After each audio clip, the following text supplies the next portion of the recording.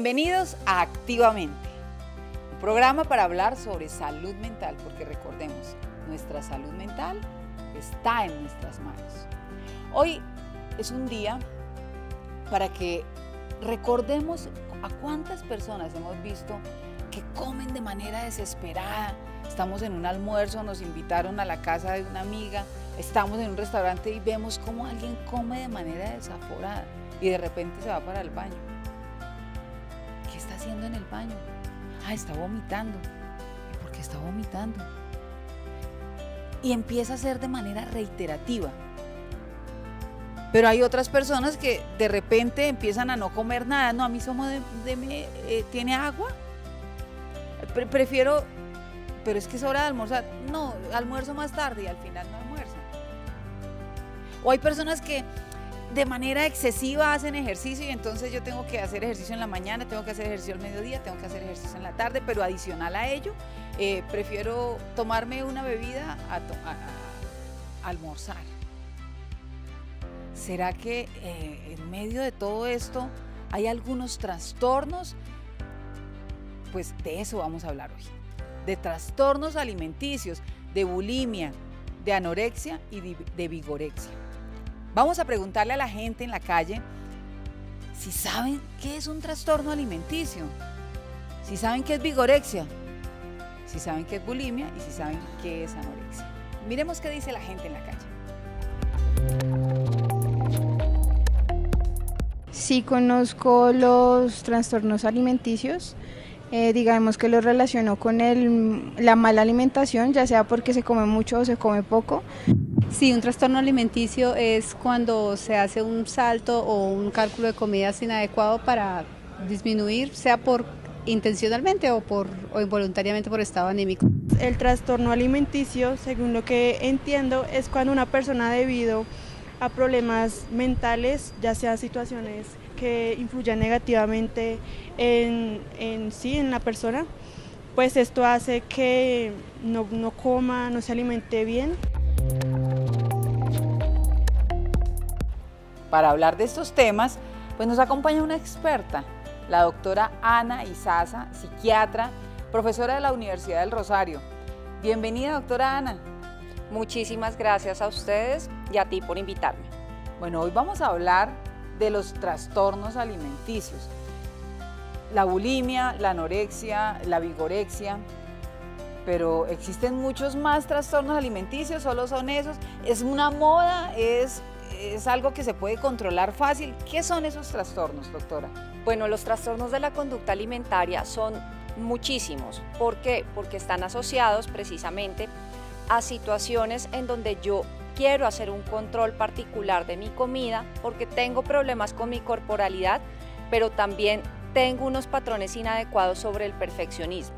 Entonces, los más comunes son esos tres que acabas de nombrar, que son la anorexia, el trastorno de la bulimia y obviamente la vigorexia, que es un exceso de ejercicio para aumentar de masa muscular y por eso también se está empezando a presentar en los hombres o para verme muy fit, entre comillas.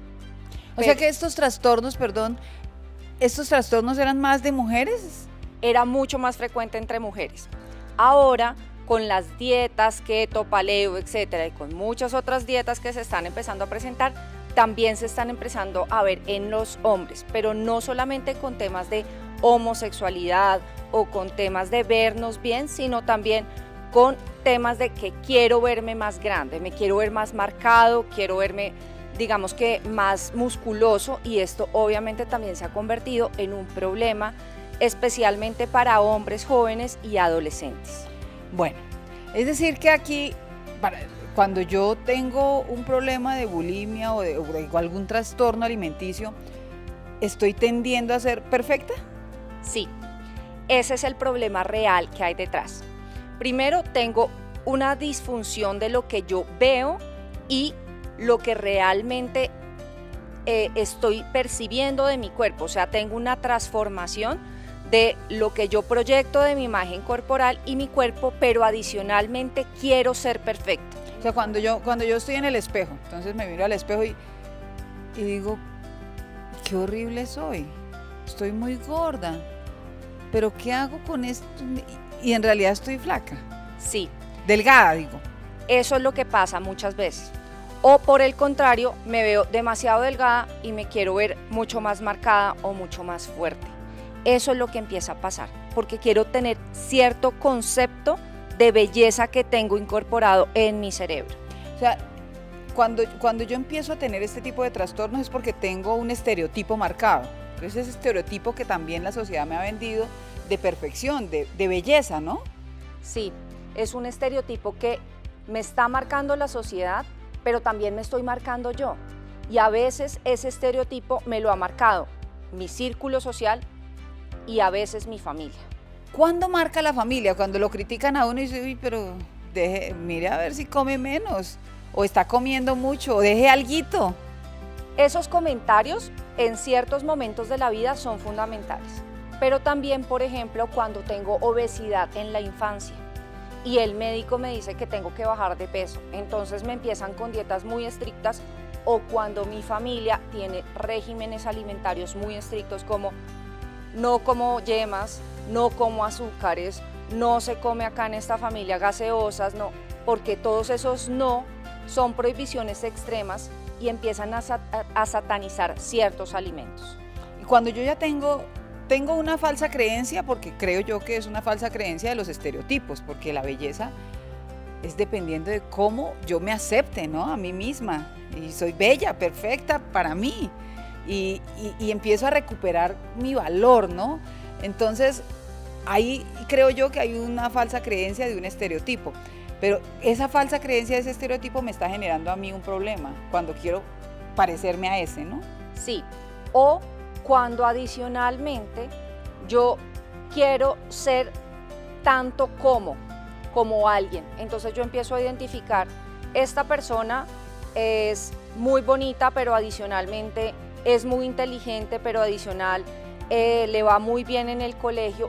Todos estos, digamos que todas estas redes que normalmente se ven en redes sociales tienen un falso concepto de felicidad. Y este concepto inadecuado de felicidad hace que muchos adolescentes y muchos niños caigan en esas creencias de ser perfecto en todas las áreas me va a dar la felicidad. Bueno, vamos a mirar qué nos dicen los indicadores según la Organización Mundial de la Salud sobre los trastornos alimenticios. Miremos este ABC de los trastornos alimenticios. Este tipo de trastornos están catalogados por la Organización Mundial de la Salud entre las enfermedades mentales de prioridad o de riesgo para la salud que implican principalmente a las niñas, niños y adolescentes. Se materializan en diversos comportamientos en relación al consumo de alimentos. Los más frecuentes son anorexia. Se caracteriza por un peso corporal anormalmente bajo, la percepción distorsionada del peso, sentirse gordo aunque esté demasiado delgado, el intenso temor a aumentar de peso y la restricción extrema de la cantidad de alimentos que consume. Bulimia. La ingesta excesiva de comida en periodos cortos de tiempo, lo que también se denomina atracones, se da de la inducción del vómito, uso de laxantes, diuréticos o consumo de suplementos para disminuir el aporte de calorías, ayuno o ejercicio excesivo. Trastorno alimentario compulsivo. Episodios recurrentes de atracones de una cantidad de alimentos superior a lo que la mayoría de las personas comerían. La persona no puede parar de comer o no puede controlar la cantidad de alimentos que está consumiendo. El consumo de alimentos suele ser más rápido de lo normal. Se hace aún sin tener sensación de hambre. Hay aislamiento y comidas en solitario por sentimiento de vergüenza o desarrollo de sentimientos de molestia, depresión o culpabilidad tras haber comido. Ortorexia es la fijación de una dieta perfecta, adhiriéndose a reglas alimentarias demasiado estrictas, desarrolla una obsesión al conteo de calorías y por el origen y la composición de los alimentos. Se genera aislamiento social, sentimientos de culpabilidad por haber ingerido alimentos no sanos o incluso la preferencia del ayuno frente al consumo de alimentos. Más del 20% de los niños y adolescentes de 7 a 18 años sufren de trastornos alimenticios en el mundo. La proporción de casos es mayor entre las mujeres y del general de la población que los padece el 30% son niñas y el 17% niños. Los trastornos alimenticios más comunes son la bulimia y la anorexia. Para 2020, 14 millones de personas sufrían trastornos alimenticios. Esto incluía casi 3 millones de niñas, niños y adolescentes. El uso de redes sociales tiene gran influencia en el desarrollo de la anorexia y la bulimia. Aproximadamente el 60% de pacientes atendidos por estos trastornos durante la pandemia. Bueno, las cifras nos indican que se han incrementado los trastornos alimenticios. ¿Cuándo, doctora Ana, para que nuestros televidentes empiecen a generar alertas y a hacer conciencia de lo que nos está pasando alrededor? A veces yo estoy sufriendo algún trastorno y no me he dado cuenta, no soy consciente de que estoy teniendo unos comportamientos inadecuados alimenticios. O tengo a un hijo, una hija, un familiar que está teniendo unos trastornos alimenticios, pero no lo he logrado en realidad identificar. ¿Cuáles son esos síntomas de alerta que tengo que tener en cuenta? Lo primero es que empiecen a tener cambios emocionales muy frecuentes. Hablen mucho sobre su cuerpo. Dejen de utilizar cierto tipo de ropa porque dicen que no les queda bien o se ven muy gordos. Empiezan a sustituir ciertos alimentos. ¿Qué es sustituir alimentos? No como carbohidratos, no como comida chatarra, no como bebidas azucaradas, no como frutas, no, porque todo esto son carbohidratos. Empiezo a pesar la comida. Como mucho en algunos momentos y me voy al baño. Hago mucho ejercicio al día. Es recomendable y por salud hacer 30 a 45 minutos diarios, sí, pero no 1 hora, 2 horas, 3 horas en el ejercicio. Empiezo a comprar suplementos alimentarios y adicionalmente empiezo a cambiar comidas por suplementos o empiezo a utilizar bebidas porque esto tiene la cantidad de comida o la cantidad de proteínas o vitaminas necesarias en vez de tal alimento. Esos son señales de alarma que requieren una atención especial por un profesional. ¿Qué otras alertas? Porque no hemos hablado de las dificultades, especialmente en adolescentes y en niños y en niñas, por la crianza también, ¿no? A veces, ¿qué pasa con esas mamás o papás tan psicorrígidos que también tienen una dieta alimenticia y un exceso de ejercicio que lo transmiten? Eso es importante. Cuando soy muy autoexigente conmigo mismo, también voy a ser autoexigente con el otro. Entonces no permito que se frustre, no permito que exprese situaciones en donde realmente tiene dificultades, no se reconoce a sí mismo y esto finalmente va a repercutir en que todo el tiempo se va a sentir presionado, se va a sentir mirado y va a tener que brillar, entre comillas. Esto hace que la persona en determinado momento pueda producir o un trastorno de la conducta alimentaria o cualquier otra enfermedad mental. ¿Por qué se puede producir un trastorno de la conducta alimentaria con alguien tan perfeccionista? Porque la forma que yo tengo de controlar muchas cosas en mi vida es a través de la comida o a través del ejercicio. Entonces, yo controlo la comida porque me estoy sintiendo ansioso. Yo controlo la comida porque necesito en determinado momento recibir más afecto por parte de mi familia. Entonces como chocolates de manera impulsiva. Entonces eso me hace sentir a mí querido y aceptado.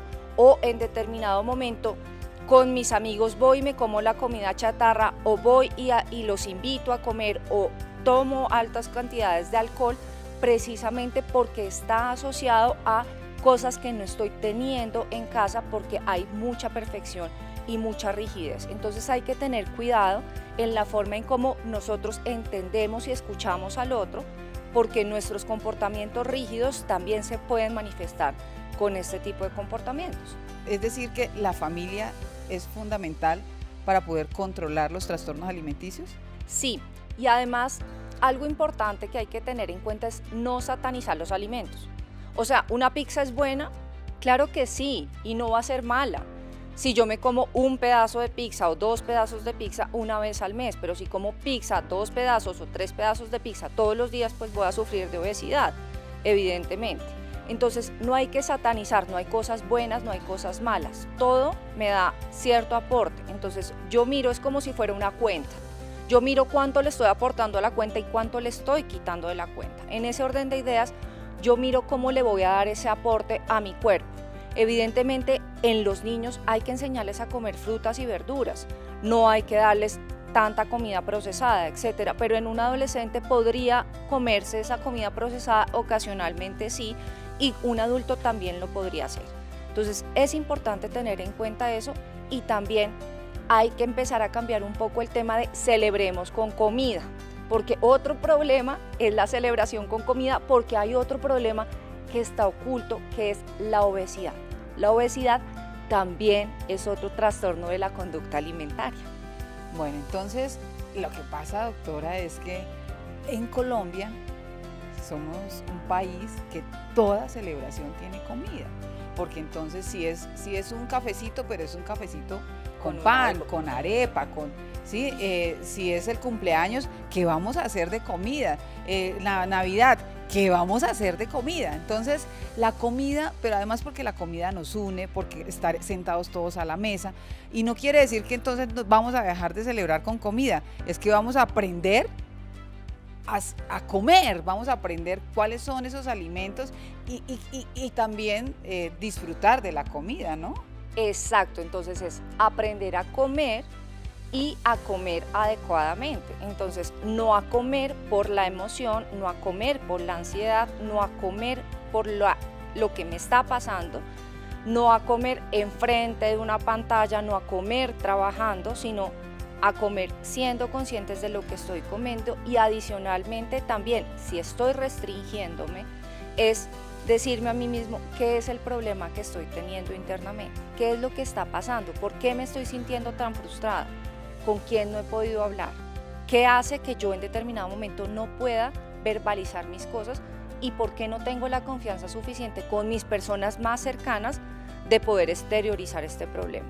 Y si ya esto se sale de control, evidentemente requiero ayuda médica. Es decir, llegamos al punto, nada de esto es gratuito. Comer mucho, ir al baño y vomitar, dejar de comer, hacer mucho ejercicio, nada es gratuito. Hay algo dentro de ti que no está bien, hay algo dentro de ti que necesita ser sacado, hay algo dentro de ti que te está generando algún tipo de ansiedad, de frustración, de inestabilidad, y ahí es donde tenemos que llegar. ¿Qué es lo que nos está pasando para poder tener esta conducta? Muchas veces lo que está pasando es que nos estamos generando metas y expectativas muy altas. Tenemos un falso concepto de el éxito y de la felicidad. Entonces, éxito es tener dinero, tener poder, tener yates, tener viajes, y realmente eso no es el éxito. El éxito es individual.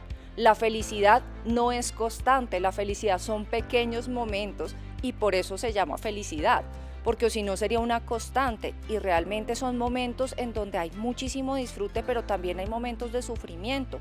Aprender a sufrir y tolerar el sufrimiento está bien y hace parte de nuestras necesidades, pero eso no lo estamos viendo. Darnos cuenta que los procesos y alcanzar ciertos logros y ciertos objetivos son un proceso, y eso nos está costando. O sea, mirar hacia adentro nos cuesta, pero también es importante reconocer que hay momentos en donde esto nos sobrepasa y se llama enfermedad, y los trastornos de la conducta alimentaria son una enfermedad. Bueno, vamos a conocer un caso de la vida real. Miremos.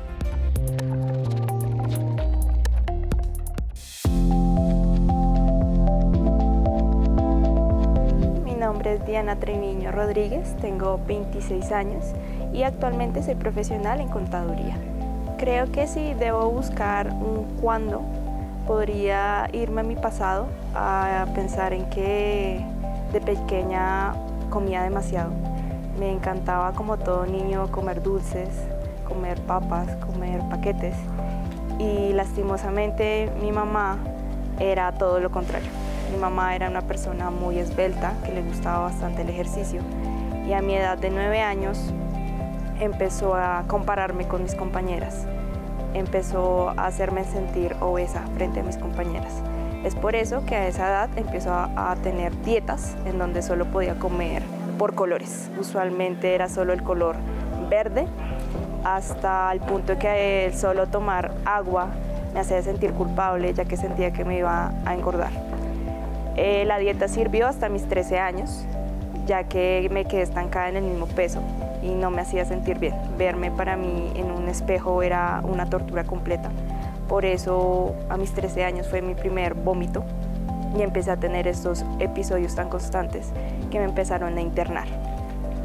Esto ocurrió desde mis 13 hasta mis 18 años, hasta que me diagnostican oficialmente con trastorno alimenticio de anorexia. Inicié un tratamiento psiquiátrico de manera individual, grupal y familiar. El tratamiento más complicado fue el tema familiar, ya que mi mamá al principio se negaba de que yo tenía alguna enfermedad, solo lo veía algo normal, algo que una niña se estaba cuidando para tener una figura perfecta, como ella le llamaba. Creo que lo que más me costó en su momento fue asimilar que mi mamá me trataba de ayudar de manera extrema. Creo que lo comencé a asimilar cuando pasaba mayor parte de mi tiempo en hospitales, cuando no podía ser una niña normal, cuando no podía tener amigos, cuando no podía asistir a mi colegio normal porque todo el tiempo quería vomitar, no podía tomar agua ni siquiera. Creo que más que todo lo asimilé en ese momento, cuando mi vida se convirtió en una sala de hospitales, sueros y comida intravenosa. Bueno, los síntomas físicos, más que todo, creo que es pérdida de peso, una pérdida de peso constante, una pérdida de peso sin límite. Yo creo que el tema psicológico es una autoestima muy baja. Personalmente yo no me podía ver a un espejo, no podía ver mi cuerpo completo, siempre me veía gorda, a pesar de que tuviera un peso saludable o ya extremadamente bajo, siempre tendía a verme obesa. Creo que también lo asimila mi ambiente familiar, se vuelve muy complicado tanto socializar con mi propia familia como socializar con mis compañeros. No pude tener una socialización normal en todos estos años hasta mis 18 años. También empiezo a sufrir ataques de ansiedad, de depresión, hasta el punto de llegar a intentos de suicidio, ya que ni un tratamiento, ni apoyo psicológico, ni psiquiátrico, ni grupal me ayudaba, o eso es lo que sentía en su momento, me ayudaba a sentirme bien conmigo misma. Adicional a esto, creo que el juego más duro, el enfrentamiento más duro que uno tiene es la sociedad. El enfrentarme a mi universidad cuando pude ir al menos unas que otras veces presenciales a clases cuando no estaba hospitalizada, que todo el mundo me preguntara que si estaba enferma, que si me sentía bien, que si mi aspecto pálido era que me iba a ocasionar algún desmayo o si no había dormido bien. Es de las cosas más duras que tú te enfrentas, porque si contigo mismo no te sientes bien y la sociedad ve el estigma de que tú tienes que ser perfectamente delgado para ser bello, es uno de los enfrentamientos más duros que uno tiene en todo su proceso de recuperación. Siempre hay una luz de esperanza y creo que para las personas que sufrimos de trastornos, nuestra luz es nuestro grupo familiar. Si tenemos parejas o tenemos hijos, nuestro grupo de pareja, de hijos, nuestros amigos más cercanos, siempre van a ser la luz de esperanza para nosotros. Ellos acompañados del grupo de profesionales que nos tienen que ayudar con todo este proceso, cada enfermera, cada médico que te trata, se hace indispensable en este proceso. Lo puedo decir desde mi experiencia personal. Creo que mi familia fue fundamental para poder yo hoy estarles contando esta historia. Creo que cuando mi mamá tanto que se negaba y negaba de afrontar la enfermedad que yo tenía, pero al ver cómo yo estaba sufriendo en cada clínica y en mi último intento de suicidio a mis 15 años, creo que fue un despertar para todos, tanto para ella como para mí. El apoyo de ella fue fundamental para yo poder salir de esto, para yo querer vivir la vida que hoy en día tengo. Lo más importante de esto, y creo que en mi caso, fue el aprender a pedir ayuda. Creo que siempre hay una luz si todo se encuentra a tiempo, si la ayuda llega a tiempo. Y pedir ayuda no te hace débil o no te hace loco, te hace humano. Y es normal querer pedir ayuda cuando tú quieres vivir, cuando te aferras a la esperanza de vida que tienes por delante.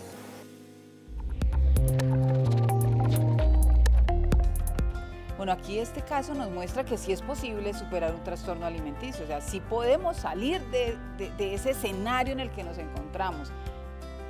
¿Cuáles son esas estrategias o esos tips o qué tenemos que hacer?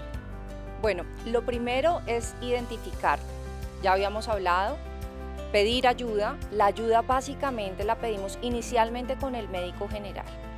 Con eso el médico general nos envía a salud mental, psiquiatra, no hay que tenerle miedo al psiquiatra, no solamente medicamos, también hacemos procesos de apoyo psicológico, pero también es importante ir a psicología y dependiendo de eso se enviará también a nutrición. Esta nutrición y este proceso de psicología apoya también al proceso de familia, da unas orientaciones y algunas recomendaciones también en casa y por último, pues finalmente vamos a tener, digamos que un apoyo mucho mayor en algunas áreas específicamente. A veces necesitamos apoyo también en los colegios, apoyo dentro de la pareja y apoyo en algunos amigos y eso se hace en algunas terapias grupales que tienen ciertos centros específicos de los trastornos de la conducta alimentaria. Es decir que no nos quedemos quietos, no nos quedemos quietas. Si sentimos que necesitamos ayuda, pues pidamos ayuda. No nos dé pena, es normal no saber manejar a veces una emoción. Es normal a veces involucrarnos en algún trastorno, en alguna alteración, es normal. Pero lo que no puede ser normal y no podemos seguir aceptando es no hacer nada. Pidamos ayuda. Para eso tenemos las diferentes líneas de atención, tenemos rutas de atención para que podamos salir de esa situación que nos está acabando con la vida y a veces con nuestro disfrute.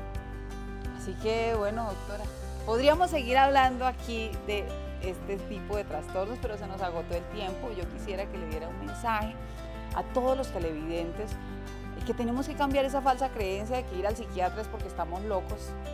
Y yo he estado tratando de decir en todas partes que la salud mental es el mejor estado de bienestar para poder decidir nuestra vida, definir nuestro proyecto de vida, saber qué hacer para tomar decisiones, saber transmitir amor y recibir amor, tener la facilidad de superar los problemas a través del diálogo, encontrar alternativas y esa salud mental la podemos lograr teniendo un equilibrio entre el cuerpo y la mente. Así que me gustaría que le diera un mensaje a todos los televidentes de que le perdamos miedo a ir al psiquiatra. No tengan miedo. La salud mental hace parte del cuerpo. Por eso hay que ir al médico, que es un psiquiatra, y nosotros también podemos descartar situaciones físicas que pueden estar afectando la forma en cómo piensas y cómo te relacionas con los demás. Ok. No tengan miedo. La salud mental requiere una valoración por un médico que es un psiquiatra, que evalúa los síntomas físicos también que pueden afectar tu cerebro y la forma en cómo estás interpretando el mundo y relacionándote con los demás. Entonces hay que ir al psiquiatra, no te preocupes y probablemente te vas a sentir mejor cuando lo hagas y cuando aceptes que te está pasando algo. Es decir, perdámosle el miedo. La salud mental es lo mejor que nos puede pasar a nosotros, a nuestra familia y al país. El país necesita una adecuada salud mental para salir de todos los líos de manera pacífica, para que acabemos con la violencia, para que podamos tener una verdadera paz total. Recuerden, nuestra salud mental está en nuestras manos. Los esperamos en un próximo programa de Activamente. ¿Quién me ayuda? Si usted desea ser escuchado, puede contactarse con alguno de estos números, cuentas o chats. Línea de Vida Nacional, 106. Línea Psicoactiva, 018-112-439. Línea Púrpura, 018-112-137. Línea Calma, 018-423-614.